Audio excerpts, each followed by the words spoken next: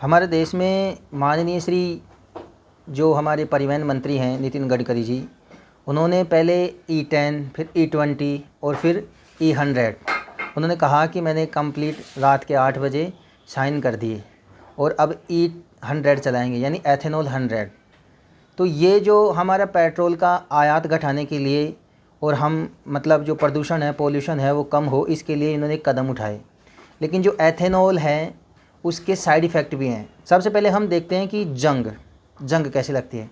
आप भी ये जानते हो कि एथेनॉल में हवा होती है और एथेनॉल में ऑक्सीजन होती है और वाटर भी होता है। तो एथेनॉल हवा से नमी खींचता है और इसे हाइग्रोस्कोपिक कहते हैं।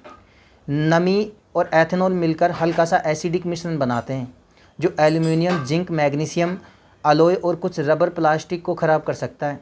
पुरानी गाड़ियों में फ्यूल पाइप, कार्बोरेटर, गैस्केट और सील इसी वजह से ये फूल भी सकते हैं और क्रैक भी हो सकते हैं। और अब दूसरी बात देखते हैं माइलेज में क्या होगी, गिरावट होगी। क्यों? क्योंकि एथेनॉल की एनर्जी डेंसिटी पेट्रोल से अप्रोक्सीमेट 33% कम होती है। E20 में लगभग 3 और E20 में लगभग 6% माइलेज कम मिलने की उम्मीद है। अगर इस इंजन को ख़ास तौर पर E20 के लिए ट्यून न हुआ हो तो मतलब उतनी ही दूरी तय करने के लिए हमें ज़्यादा माइलेज की आवश्यकता होगी, ज़्यादा मतलब फ्यूल जलेगा हमारा। एक प्रॉब्लम और है लीन फ्यूल मिक्सचर की समस्या है, प्रॉब्लम है।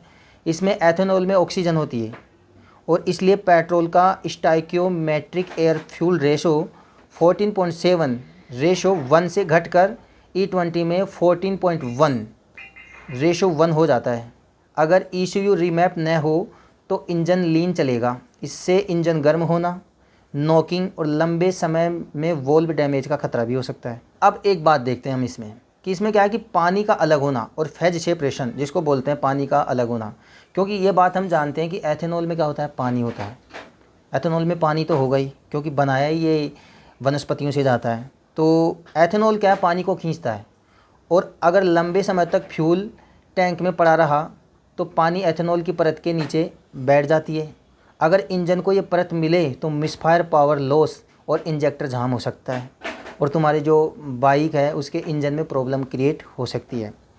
एक चीज़ है कि जो ऑयल होते हैं, पेट्रोल होते हैं, इनमें ल्यूब्रिकेशन बहुत अच्छा होता है, जबकि पानी इतना अच्छा ल्यूब्रिकेट नहीं है। तो एथेनॉल पेट्रोल की तुलना में ड्राई है और सिलेंडर और पिस्टन की रिंग की लुब्रिकेंट थोड़ी कम हो सकती है। इससे घिसाव होगा और घिसाव होगा तो खासकर 2 स्ट्रोक इंजनों में होगा घिसाव। तो तुम्हारी जो गाड़ी है वो जल्दी ख़राब हो सकती है, उनके जो पार्ट्स हैं वो जल्दी डैमेज हो सकते हैं। एक चीज़ और होती है इसमें, पेपर लॉक और कोल्ड स्ट्रोक। एथेनॉल का रीड वेपर प्रेशर ज़्यादा होता है। गर्मी में फ्यूल टैंक पाइप में जल्दी भाप बन सकती है और वेपर लॉक इंजन बंद होना होता है। वेपर लॉक क्या होता है, इंजन बंद होना। और सर्दी में कोल्ड स्ट्रोक यानी मुश्किल होता है। यानी कि आप देखते हो कई बार जो बाइक है या कार है, जो भी आपका व्हीकल है, वो सर्दी में स्टार्ट नहीं होता। तो ये भी तुम्हारे सामने एक प्रॉब्लम फेस करनी पड़ सकती है। लेकिन हमारे जो ट्रांसपोर्ट मिनिस्टर हैं उनको तो क्या है कि अपने जो बेटे हैं ना 2, उनकी जो कंपनियां हैं एथेनॉल की, उनको चलाना है। क्योंकि जो उनका सालाना जो पहले इनकम थी वो बढ़कर नेटवर्थ उनकी इतनी ज़्यादा हो गई है कि करोड़ों में हो गई है। तो उन्हें थोड़ी पता है कि आम जनता के साथ क्या होगा।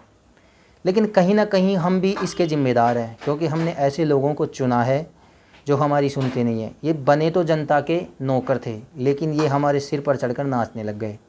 हाँ, इसकी गुड न्यूज़ एक है कि अगर इसमें हम टेक्नोलॉजी को सुधारें और कुछ परिवर्तन कर सकें तो हम कुछ पॉजिटिव रिजल्ट देख सकते हैं। जैसे कि BS6 और उसके बाद की गाड़ियाँ E20 कंपेटेबिलिटी बन रही हैं। BS6 और उसके बाद की गाड़ियाँ E20 कंपेटेबल बन रही हैं। उनमें stainless steel fuel line, ethanol resistance seal और ECU रीमैप होता है। तो उससे क्या है कि जो मैंने अभी आपको जो पहले बताई थी सारी बातें, उनका जो मतलब इफ़ेक्ट इतना ज़्यादा नहीं होता। क्यों? क्योंकि नई टेक्नोलॉजी होती है। क्यों? क्योंकि इन गाड़ियों में एल्युमिनियम और जो स्टेनलेस स्टील और हाई कार्बन से संबंधित कुछ पार्ट्स क्रिएट किए जाते हैं जो जल्दी से उनमें रस्ट लगने के चांस कम होते हैं। बाकी तो आपको अगर ये न्यूज़ अच्छी लगी हो तो लाइक, शेयर, कमेंट ज़रूर करना।